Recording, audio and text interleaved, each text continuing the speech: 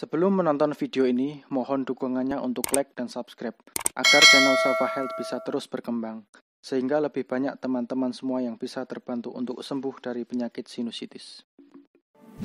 Ya, baik ya, selamat malam sahabat-sahabat semua, sahabat Safa Health ya, dimanapun Anda berada. Semoga di hari ini sahabat-sahabat semua selalu dalam keadaan sehat.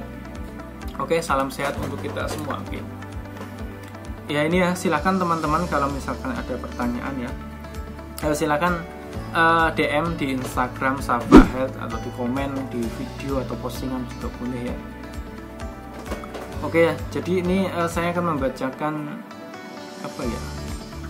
Ya ini ada yang minta konsul di Instagram Safa Health. Sorry suaranya kursinya berisik ya.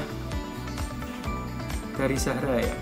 Bismillah, assalamualaikum kak. Mau tanya terkait sinusitis ya. Hidung mampet, terasa ada cairan di saluran leher, apakah harus diobati? Ya ini harus ya. Jadi ya harus diobati karena hidung mampet terasa ada cairan di saluran leher ya. Itu harus diobati ya.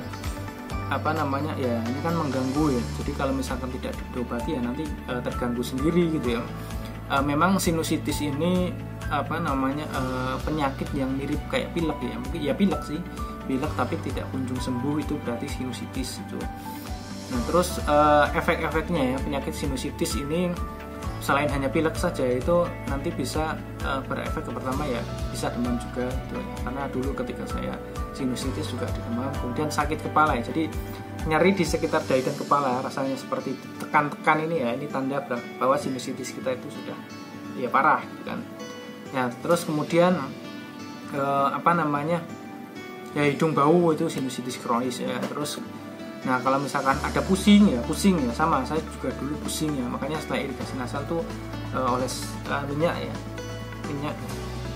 di sekitar dahi dan kepala. Nah kalau misalkan teman-teman apa namanya juga mengalami seperti itu, jadi setelah irigasi nasal silahkan teman-teman juga bisa menggunakan minyak hair oil, yaitu bagus sih untuk penderita sinusitis ya.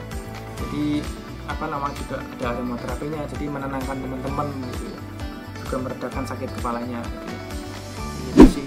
Nah terus memang kalau efek terburuknya itu ya ini ada efek terburuknya sih, karena teman-teman di grup rinitis sinusitis Indonesia juga ada yang mengalaminya, yaitu adalah terkena ya meningitis. Itu efek terburuk dari penyakit sinusitis ya. Akan tetapi penyakit sinusitis itu bisa sembuh ya. Oke. Jadi memang kalau misalkan ditanya-tanya gitu kan, Kak apakah sinusitis ini gini, saya itu malas menjawab ya. Karena ada juga yang teman-teman tanya ini, apakah sinusitis itu bisa menyebabkan kematian gitu kan. Ya ini saya juga agak malas ya. Jadi kita mikirnya itu nggak kayak gitu ya. Jadi mikirnya itu sinusitis bisa sembuh, udah selesai gitu ya. Kalau misalkan kita mikir efek-efek terburuk itu ya apa namanya nggak bakalan sembuh gitu kan. Kayak misalkan teman-teman gitu kan, dulu ketika masih era apa namanya ya COVID ya, itu kan banyak sekali yang konsultasi ke saya lewat Instagram Safa Health itu, sampai ya mau apa namanya konsultasi ke saya aja sampai berbulan-bulan ya. Ada sampai 4 bulan itu baru saya baca itu, baru saya itu balas DM-nya itu kan. Itu kan dulu kan apa namanya anosmia itu kan. Ya padahal anosmia itu penyakit biasa itu. Kita yang penderita sinusitis tuh kenal anosmia itu udah cukup lama gitu. Anosmia itu ya wajar gitu kan. Kalau misalkan sebelumnya itu pilek, ya solusinya tinggal irigasi nasal saja ya nanti pasti sembuh gitu kan. Ya karena penyakit sinusitis itu ya efeknya selain juga ada anosmia ya apa namanya penurunan indera penciuman, itu ya wajar.